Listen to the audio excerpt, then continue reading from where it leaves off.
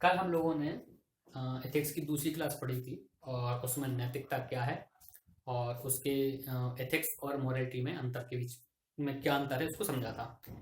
Ethics और morality में एक कंसेप्ट और है, उनका संबंध है।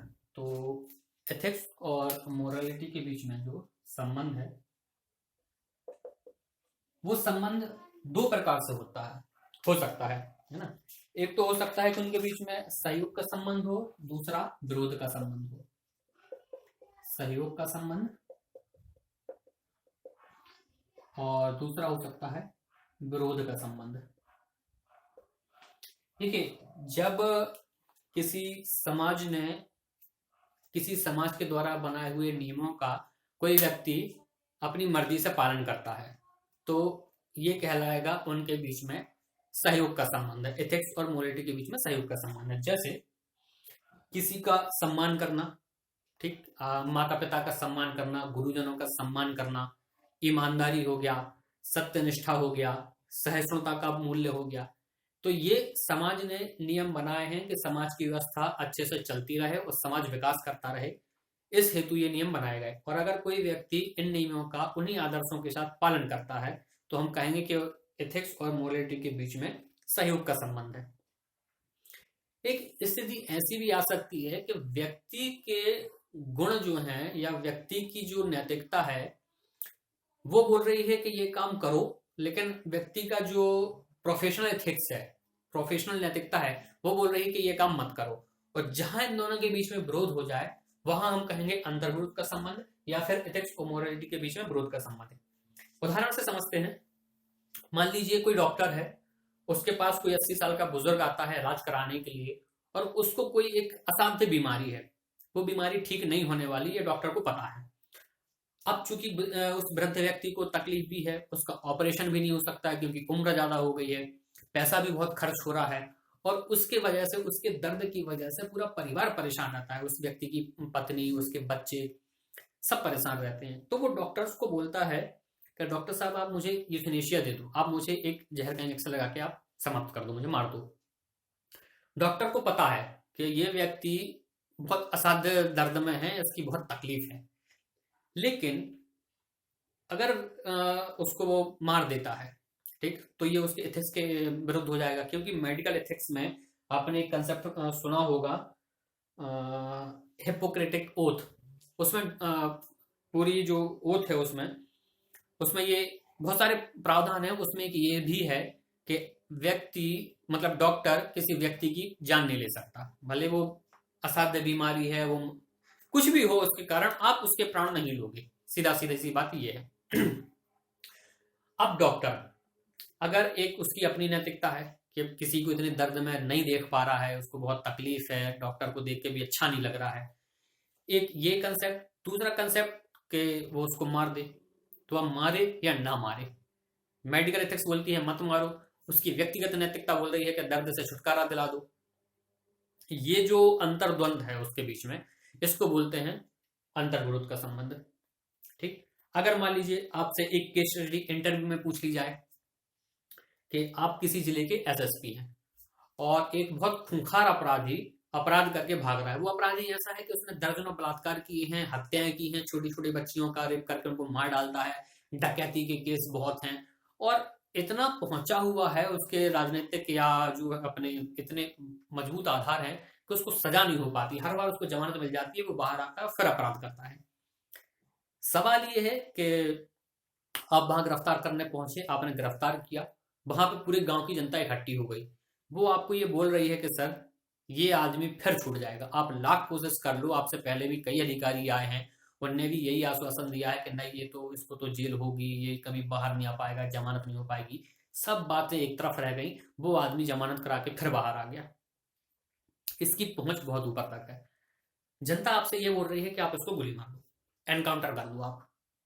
कोई आपके खिलाफ सबूत नहीं रहेगा, कोई गवाही नहीं देगा, समाज को भी निजात मिल जाएगी और पुलिस को भी इस अपराधी से निजात मिल जाएगी। अब आपके सामने द्वंद्व हो गया। अब सवाल ये है कि आप मारोगे या नहीं मारोगे। इंटरव्यू में ये पूछ लिया या केस स्टडी में, मेंस में ये पूछ लिया। अब आपका निर्णय तय करेगा कि आप व्यक्तिगत एथिक्स का पालन करने वाले व्यक्ति हैं या फिर आपके जो पुलिस के एथिक्स हैं, आपके प्रशासन के एथिक्स हैं, उनका पालन करने वाले व्यक्ति हैं। आप निर्णय जो भी लें, लेकिन यहाँ पे जो द्वंद्व आपके बीच में हो गया उसको बोलते हैं एथिक्स और मोरालिटी के बीच में अंतर्द्वंद या विरोध का संबंध। ठीक, हमने कल चर्चा करी थी, आज हमको मूल के बारे में पढ़ना है कि मूल्य मतलब वैल्यूज क्या होती हैं, इनकी विशेषताएं क्या है, उस सब के बारे में। तो आज का हमारा टॉपिक है मूल्य या फिर वैल्यूज। सबसे पहले इसका अर्थ देखिए, अगर एक संकीर्ण अवधारणा में देखा जाए तो एक तो हम गणित में मूल्य पढ़ते हैं, माना x की वैल्यू समथिंग, x की वैल्यू 4, x की वैल्यू ये, ठीक, एक वो मूल्य होता है। एक होता है अर्थव्यवस्था में मूल्य। अर्थव्यवस्था में मूल्य मतलब जिसकी जितनी कीमत उसका उतना मूल्य। ठीक, आप बाजार गए, आपने पूछा इसकी क्या प्राइस है, तो उसने जो बताया वो उस वस्तु का मूल्य है। दूसरा कंसेप्ट, जिस चीज की जितनी डिमांड बढ़ जाएगी उसका उतना मूल्य बढ़ जाएगा। ठीक है, मांग और पूर्ति का सिद्धांत इकोनॉमिक्स में आप जानते हैं। तो एक टर्म होता है एथिक्स, हम पढ़ने वाले हैं एथिक्स में मूल्य क्या है। तो वो सारे कृत्य जो नैतिक हैं, ठीक, या आसान भाषा में वो सारे कृत्य जो उचित हैं वो मूल्य कहलाते हैं, और जो अनुचित हैं वो मूल्यहीन हैं। ठीक, और तो इसकी डेफिनेशन आप लिख लीजिए। नीति शास्त्र में जो उचित है वह मूल्य है, और जो अनुचित है वह मूल्यवान है। सॉरी, जो अनुचित है वह मूल्यहीन है। मूल्यों के संबंध में समाज की समझ होती है कि वे सामाजिक जीवन को संभव व श्रेष्ठ बनाने के लिए आवश्यक हैं। ठीक है, तो ये मूल्य हो गया, मतलब सामाजिक जीवन को जो संभव और श्रेष्ठ बनाए वो मूल्य है। कौन कौन से हैं मूल्य? सबसे बड़ा मूल्य है अहिंसा, सहिष्णुता,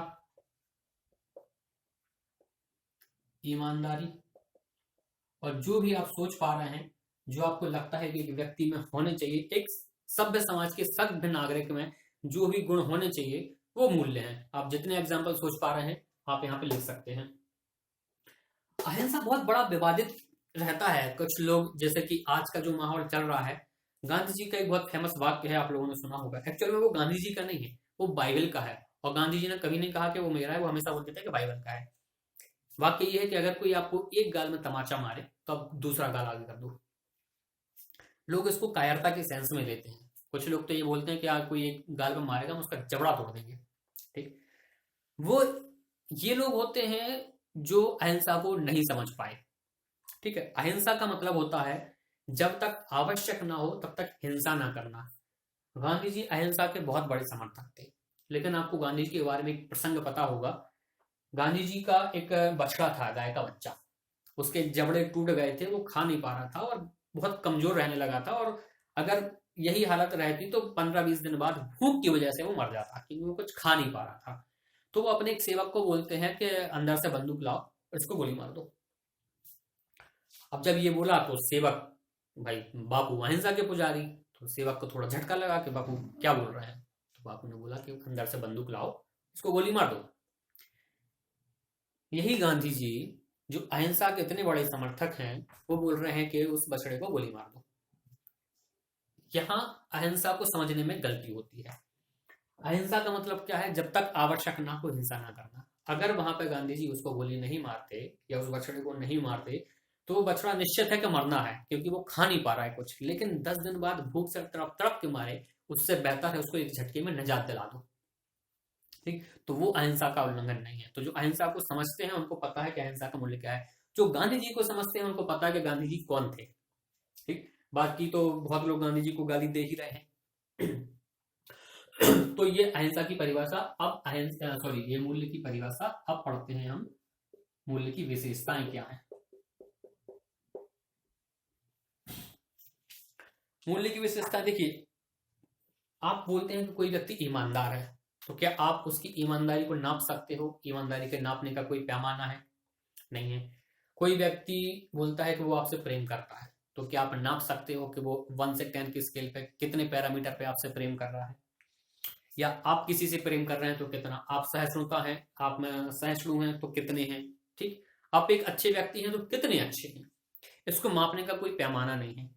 और जिनका आभास आप इंद्रियों के द्वारा नहीं कर सकते वो कहलाता है अमूर्त। ठीक, तो हमारे सबसे बड़ी विशेषता है इसकी कि मूल्य जो है वो अमूर्त होते हैं। अमूर्त मतलब जिनका आभास आप इंद्रियों के माध्यम से नहीं कर सकते वो कहलाते हैं अमूर्त रूप। दूसरी विशेषता इसकी मूल्य अनेक होते हैं। कितने सारे 3 मूल्य यही लिखे हैं और जितने आप सोच पा रहे हैं वो सब मूल्य हैं। जो एक सभ्य नागरिक के लिए जरूरी है वो मूल्य है, और बहुत सारी विशेषताएं हो सकती हैं। वो अच्छा होना चाहिए, ईमानदार, जितना भी आप सोच पा रहे हैं वो सब कुछ। और क्या हो सकती है आप बताएं। मैंने पिछली क्लास में भी कहा था कि ऑनलाइन में क्या रहता है कि 2 वे कम्युनिकेशन नहीं हो पाता, नहीं तो क्लास से बहुत सारे एग्जाम्पल आते हैं और बहुत सारा कुछ नया कंसेप्ट सामने आ जाता है। और क्या हो सकता है मूल्य। अच्छा एक बात बताइए, जब आप छोटे होते हैं तो आप किसी के प्रति सम्मान व्यक्त करना चाहते हैं तो क्या आपको पता रहता है कि उनके पैर छूना है, या मम्मी पापा इशारा करते हैं कि बेटा पैर छुओ, तब आप जाके पैर छूते हैं, है ना। मम्मी पापा या कोई भी बड़ा बुजुर्ग इशारे करता है कि आप पैर छुओ इनके, या है बेटा नमस्ते करो, है ना, बेटा पैर छुओ, मुसलमानों में तो बेटा सलाम करो, ये सिखाया जाता है। तो कोई भी मूल्य जन्मजात नहीं होते, मूल्य सिखाए जाते हैं। तो मूल्य जो है वो सीखे जाते हैं या सिखाए जाते हैं। अब कोई व्यक्ति जितना मूल्यों का पालन करेगा वो उतना अच्छा व्यक्ति कहलाएगा। अगर कोई ईमानदार है तो लोग उसकी तारीफ करते हैं कि बहुत ईमानदार व्यक्ति है, मतलब उसकी अच्छाई हो रही है। तो मूल्य जो है वो आपके क्या बोलना चाहिए, मूल्यांकन का आधार है। आपका मूल्यांकन आपके मूल्यों के आधार पर ही होता है, मूल्यांकन का आधार है। जितने बनाए हुए मूल्यों, जितने ज्यादा मूल्यों का आप पालन करेंगे उतने अच्छे व्यक्ति आप हैं, है ना। अगर आप चोरी कर रहे हैं तो आप अच्छे व्यक्ति नहीं हैं। अगर आप झूठ बोल रहे हैं, आप हिंसा कर रहे हैं, ठीक है, आप में सांप्रदायिकता है, जातिवाद बहुत भरा हुआ है, तो ये वो मूल्य हैं जो समाज की दिशा के विपरीत हैं। और जितने आप विपरीत जाओगे आप उतने ही ज्यादा समाज के असभ्य नागरिक माने जाते हैं। ठीक है, तो उन्हीं आधार पे आपका मूल्यांकन होगा। और क्या हो सकता है, अमूर्त हो गए, अनेक हैं, सिखाए जाते हैं, मूल्यांकन का आधार है। उसके बाद ये मूल्य ही आपकी नैतिक आदर्श को तय करते हैं। ये जो है नैतिक आदर्श होते हैं। ठीक है, तो इनके बारे में एक एक 2 लाइनों में आपको इनकी व्याख्या कर देनी है। ये मूल्य होते हैं। अब नेक्स्ट, मूल्यों का वर्गीकरण। मूल्य आखिर कितने प्रकार के होते हैं। ठीक, तो वैसे तो मूल्य कई प्रकार के होते हैं, लेकिन हम मोटा मोटी इनको 2 वर्गों में विभाजित करते हैं। पहला उद्देश्य की दृष्टि से, और दूसरा उद्देश्य की दृष्टि से, दूसरा दृष्टिकोण की दृष्टि से।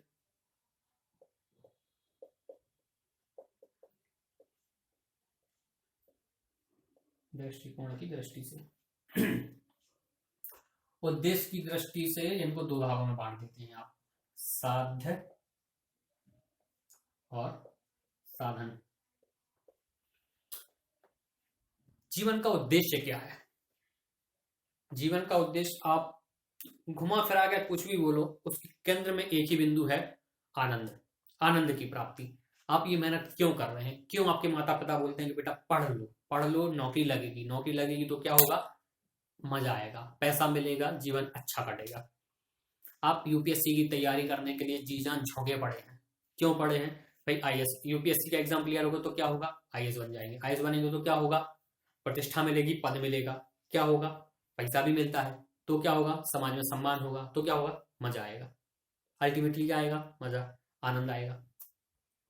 ठीक, तो जितनी भी आप मेहनत कर रहे हो, जो कुछ भी कर रहे हो, जीवन का एकमात्र उद्देश्य क्या है, आनंद की प्राप्ति। उसके तरीके अलग अलग हो सकते हैं, किसी को वैराग्य में आनंद आता है, तो किसी को भोगवाद में आनंद आता है। तो अल्टीमेट तो आनंद चाहिए, उसके रास्ते अलग अलग हो सकते हैं, मंजिल आनंद ही है। तो साध्य, साध्य मतलब ऐसे मूल्य जिन्हें हम हासिल करना चाहते हैं, या जो हमारे जीवन के उद्देश्य होते हैं। क्या, एक स्वतंत्रता मिले हमको, समानता भी चाहिए, भेदभाव नहीं होना चाहिए हमारे साथ। उसके बाद हमको न्याय भी चाहिए, अन्याय ना हो समाज में। उसके बाद परम सुख, आनंद की प्राप्ति। तो ये वो मूल्य हैं जिनको हम प्राप्त करना चाहते हैं। ठीक, अब इनको प्राप्त करने के लिए ये मंजिल है तो एक रास्ता होगा, तो जो रास्ता है वो कहलाता है साधन। तो साध्य मूल्यों को प्राप्त करने के लिए जिनका उपयोग किया जाता है वो कहलाते हैं साधन। अब साधन में क्या होगा, जितने मूल्य हम पहले चर्चा कर चुके हैं अभी, ईमानदारी, सत्यनिष्ठा, सहिष्णुता, या टॉपिक नंबर 3 लिख लीजिए आप, तो यहाँ पे टॉपिक नंबर 3 में जितने भी हम फंक्शनल वैल्यूज पढ़ने वाले हैं वो सब के सब साधन है।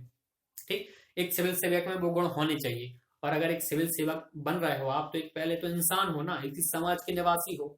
तो जब वो मूल्य अगर सिविल सेवक में होने चाहिए तो एक आम इंसान में भी होने चाहिए। सिविल सेवक में थोड़े से कुछ अलग से और भी होने चाहिए, है ना।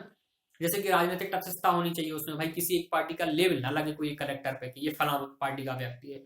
आम आदमी को इससे टेंशन नहीं है, आप धूमधाम से प्रचार करोगे, आप बिल्कुल गर्व से बोलोगे मैं बीजेपी समर्थक हूँ, कि मैं कांग्रेस समर्थक हूँ, या वामपंथी समर्थक हूँ, क्या फर्क पड़ता है।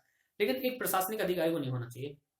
तो कुछ मूल्य जो सिर्फ प्रशासनिक अधिकारी के लिए हैं उनको हटा दो, 2-4 मूल्य, बाकी सारे टॉपिक नंबर 3 में जो हम पढ़ेंगे वो साधन में आ जाएंगे। दृष्टिकोण की दृष्टि से होते हैं, एक होता है सकारात्मक और एक मूल्य होता है नकारात्मक। सकारात्मक मूल्य वो जिनकी समाज कल्पना करता है कि ये मूल्य होने चाहिए समाज में। ठीक, ऐसे मूल्य जिनकी समाज में अपेक्षा होती है वो कहलाते हैं सकारात्मक मूल्य। और ऐसे मूल्य जो समाज में वांछनीय नहीं होते हैं वो कहलाते हैं नकारात्मक। सकारात्मक और कौन से हैं, कौन से मूल्य हैं जो आप चाहते हैं कि हो समाज में हो, आप अच्छे से जीवन यापन कर सकते हैं, इसलिए लोगों में, आप में भी और दूसरों में भी क्या गुण होने चाहिए। आपसे कोई झूठ ना बोले, आपके साथ कोई मारपीट ना करे, आपको बराबर मौके मिलते रहे, अवसर की समानता रहे, वो सब के सब मूल्य यहाँ सकारात्मक में आ जाएंगे। और जो आप चाहते हो कि आपके साथ ना हो, समाज में ना हो, आपके घर में कोई चोरी ना कर ले, ठीक, कोई आपका गला काटना तो नहीं, कोई आपके साथ मारपीट ना कर ले, है ना, कोई आपके घर की महिलाओं के साथ छेड़छाड़ ना करे, अनावश्यक रूप से हिंसा ना करे, गाली गलौज ना करे। तो जो मूल्य समाज को नहीं चाहिए वो नकारात्मक है। ठीक, ये हो गए मूल्य का वर्गीकरण। तो अगर ये क्वेश्चन, देखिए ये वाले क्वेश्चन ना स्पेसिफिक नहीं पूछा जाएगा कि मूल्यों का वर्गीकरण करो, है ना, उसमें 2-3 पॉइंट जोड़ दिए जाएंगे। तो 25-50 शब्दों में ये हो जाएगा इनका। एथिक्स में आंसर लिखने का सबसे अच्छा तरीका, उसमें आप डेफिनेशन दो 4-5 लाइन की, फिर उसके बाद एक उदाहरण दो, जैसे करके एक उदाहरण समझा दो, 5-6 लाइन में उदाहरण हो जाता है, 12-15 लाइन में क्वेश्चन समझ जाएगा आपका। ठीक, अब एक है मूल्य स्थिर होते हैं, नहीं मूल्य पहले देखिए अपन, वस्तुनिष्ठ होते हैं या आत्मनिष्ठ होते हैं, ये इंपॉर्टेंट है। मूल्य वस्तुनिष्ठ है या आत्मनिष्ठ है।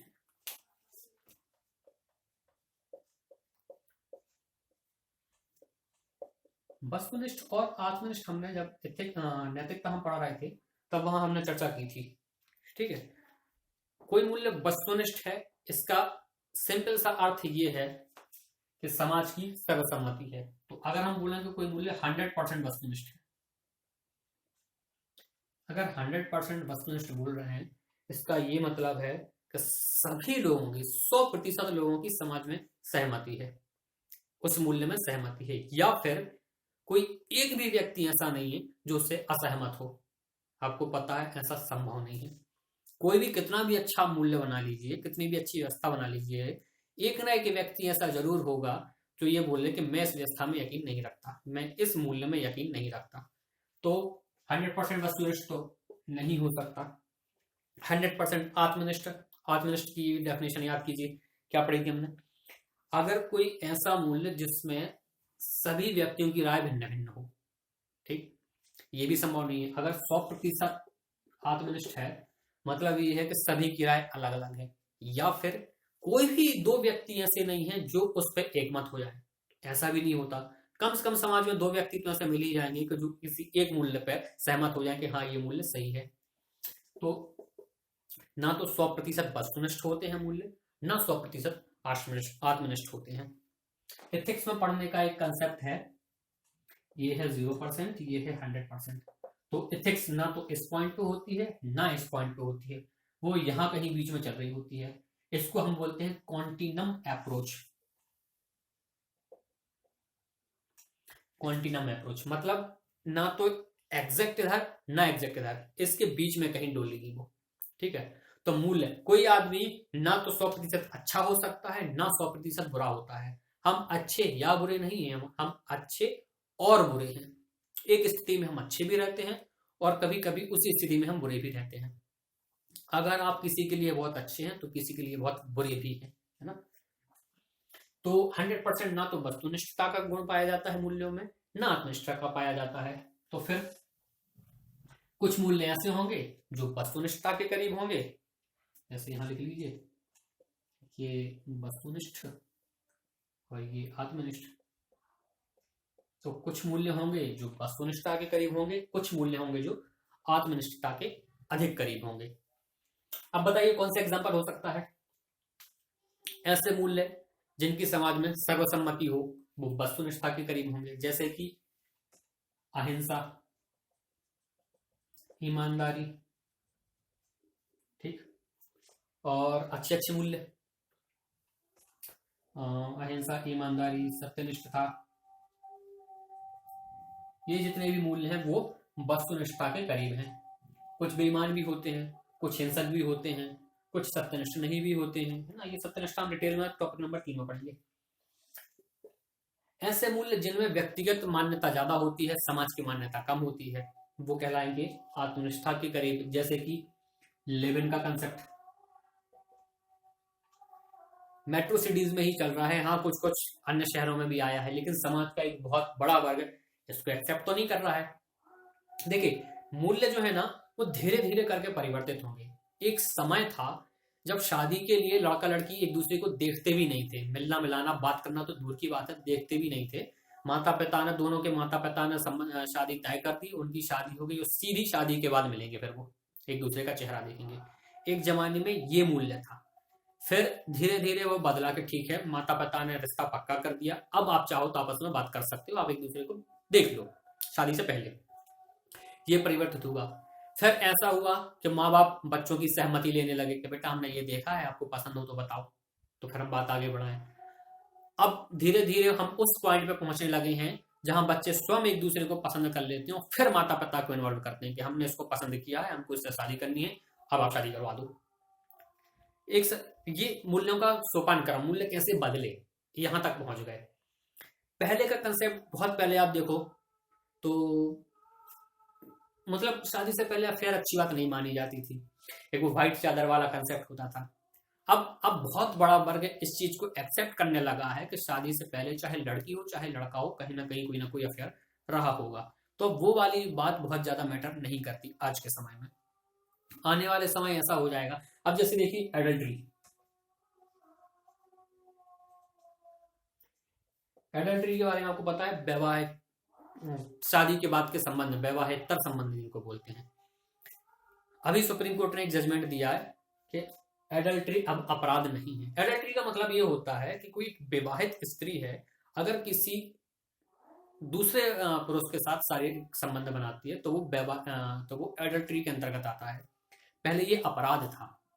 उसमें क्या होता था कि महिला का पति शिकायत कर सकता था, और अगर महिला का पति शिकायत ना करे तो महिला शिकायत नहीं कर सकती थी। तो एक महिला को एक वस्तु की तरह इस्तेमाल किया गया था उस कानून में, इसलिए सुप्रीम कोर्ट ने उसको खारिज कर दिया। तो अब की स्थिति ये है कि एडल्ट्री अपराध नहीं है। तो बहुत पहले के जो आर्टिकल्स हैं, और आप क्वेश्चन प्रैक्टिस में भी करते रहोगे, अवैध संबंध एक शब्द आता है। अब उस शब्द को आपको नहीं लिखना है, अब अवैध संबंध नहीं कहलाएंगे वो, क्योंकि अब सुप्रीम कोर्ट ने उसको वैध कर दिया है। अब समाज की नजर में वो अनैतिक है। तो अगर आप कहीं लिखते हैं आंसर में या निबंध में भी या बोलचाल में भी, तो आप उसको अनैतिक संबंध बोलें, अवैध ना बोलें। ठीक, यहां से आपका एक और आधा नंबर बढ़ेगा। देखिए यूपीएससी बहुत ज्यादा टफ नहीं है, ठीक, अगर आप छोटी छोटी बारीकियां ध्यान में रखते हैं और हर क्वेश्चन में आधा या एक नंबर ज्यादा ले लेते हैं, तो आप सोचिए कि आप बहुत उच्च रैंक पर पहुंच जाएंगे। आपको थोड़ा सा समझा देते हैं हम सब्जेक्ट का पार्ट।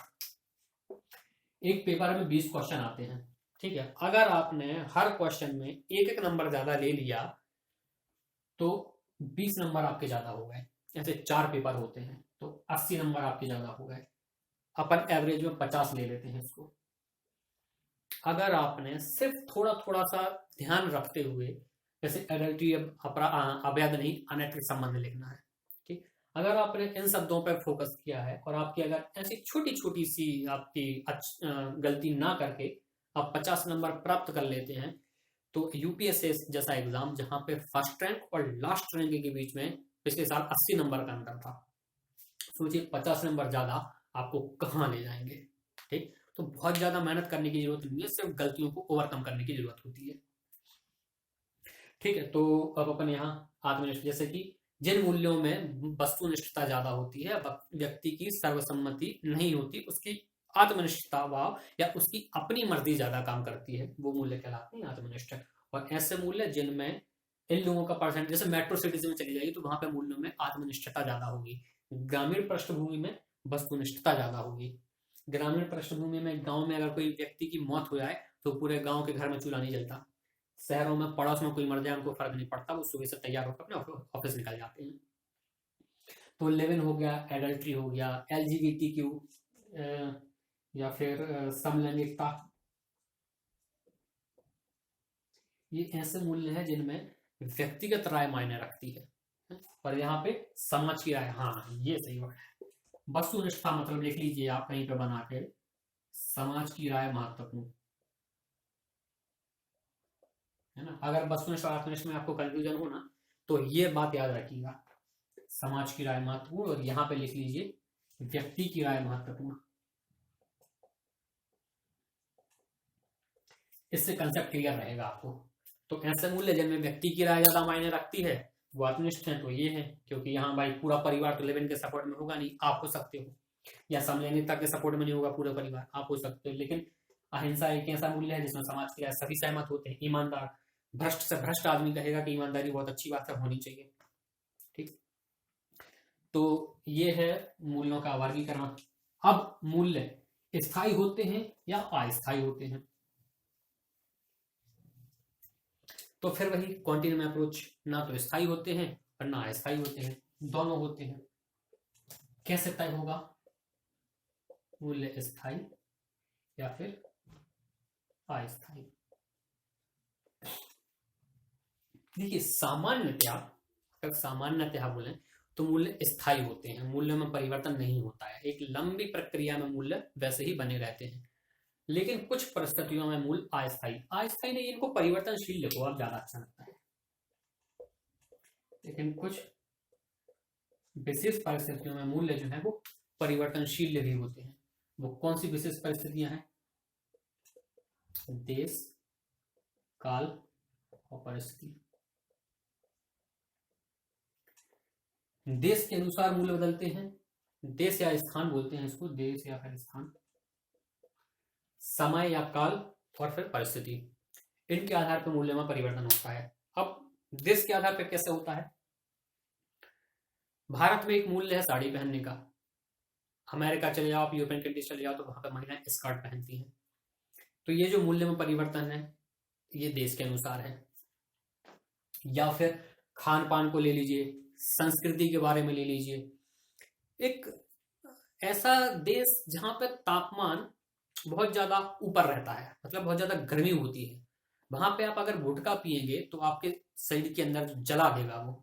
और एक ऐसा देश जहां पे टेम्परेचर -50 में रहता है, आप रूस जैसे देश चले जाए या आर्कटिक देश चले जाए, वहां पे बहुत ज्यादा ठंड होती है, मतलब खून जमा देने वाली ठंड, इसलिए उनको अपनी बॉडी को टेम्परेचर बनाए रखने के लिए, बॉडी को गर्म बनाए रखने के लिए वोडका पीना आवश्यक होता है।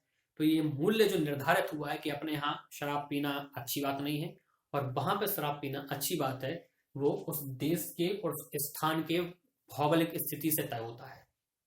ठीक, तो अपन यहाँ मूल्य क्या है? साड़ी पहनने का। विदेश में क्या है? स्कर्ट पहनने का। अब अपने यहाँ के कुछ लोग बोलते हैं कि यार स्कर्ट पहनते हैं, बताओ वो तो कैसी संस्कृति भ्रष्ट, टांगे दिखती हैं उनकी। ठीक है, अब ऐसे लोग अगर अभी आप कभी आपसे मिले और आपको ऐसा बोले तो बोलना ठीक है भैया, वो स्कर्ट पहनते हैं, उनका मूल्य है, उनकी वैल्यू है, टांगे दिखती हैं खराब बात है। हमारे यहाँ महिलाएं साड़ी पहनती हैं, साड़ी पहनती हैं तो पेट दिखता है, तो इसको आप कैसे जस्टिफाई करोगे? पेट देखना अच्छी बात है लेकिन टांग देखना खराब बात है। छोड़ो उन लोगों की, ठीक। देश काल के आधार पर मूल्य बदलता है। एक होता है काल के आधार पर, काल मतलब समय। अभी जो थोड़ी देर पहले हमने चर्चा की, मूल्य कहां से कहां परिवर्तित हुए, है ना, शादी को लेकर जो हमने एग्जाम्पल समझा था वही यहां आप लिख दीजिएगा। परिस्थिति, परिस्थिति के अनुसार भी मूल्यों में परिवर्तन होता है। आप एक बात मानिए कि आप जैसे प्योर वेजिटेरियन व्यक्ति हैं, आप नॉनवेज नहीं खा सकते, आप नहीं खाते, लेकिन आप किसी एक ऐसे टापू में फंस गए हैं जहां पे आपके पास और कोई चारा नहीं है, सिर्फ और सिर्फ आप मछली को मार के खा सकते हैं, वो भी कच्चा, ठीक, और कोई व्यवस्था आपके पास है नहीं है। तो ऐसी परिस्थितियों में जो मूल्यों में परिवर्तन होगा वो कहलाता है परिस्थिति के आधार पर मूल्यों का परिवर्तन, ठीक। समय काल में आप लिखने को लिख लीजिए कि जो पीढ़ियों के बीच में जो अंतर पाया जाता है, पीढ़ियों के आधार पर मूल्य में जो अंतर पाया जाता है वो काल के आधार पर है। परिस्थिति के आधार पर युद्ध और शांति में, ठीक है, अगर परिस्थिति मान लो युद्ध की है या शांति की है तो मूल्य अलग हो जाएंगे। युद्ध की स्थिति है या शांति की स्थिति है। शांति में आपके मौलिक अधिकार बने रहते हैं, लेकिन अगर इमरजेंसी लगी हो या फिर बाहरी आक्रमण हुआ है तो आपके मौलिक अधिकार जो फंडामेंटल राइट्स हैं आपके, आप पॉलिटी में पढ़ेंगे जिनको, उनको भी अलग खत्म कर दिया जाता है। तो उस आधार पर मूल्य परिवर्तित हो जाते हैं, ठीक। अब है मूल्यों के विकास में शिक्षा संस्थाओं की भूमिका, समाज की और शिक्षा संस्थाओं की और परिवार की, और उसके बाद थोड़ा सा और जो आगे कंसेप्ट होगा वो हम अगली क्लास में पढ़ेंगे, ठीक है। तो इनके नोट्स आपको मिलेंगे जब आप कहेंगे, और इनको थोड़े थोड़े से आप जो हम बोल रहे हैं अपनी अपनी भाषाओं में, अपने अपने लैंग्वेज में आप इसके नोट्स बनाते चलें, थोड़ी थोड़ी सी 2-2 3-3 लाइनें लिखते चलें, ताकि जब आप इसको रिकॉल करें, रिवीजन करें, तो आपको पता रहे कि हमने यहाँ पे क्या बोला था। वरना देश काल इतना जैसे बनेगा तो 2 दिन बाद भूल जाओगे, समझ में नहीं आएगा कि क्या लिखा हुआ है। तो यहाँ पे क्या है, इसको एग्जाम्पल लिख लो, यहाँ पे इसकी परिभाषा लिख लो, यहाँ पे इसका वर्णन लिख लो, ताकि चीजें रिकॉल करते समय याद बनी रहें। तो हम कल मिलते हैं।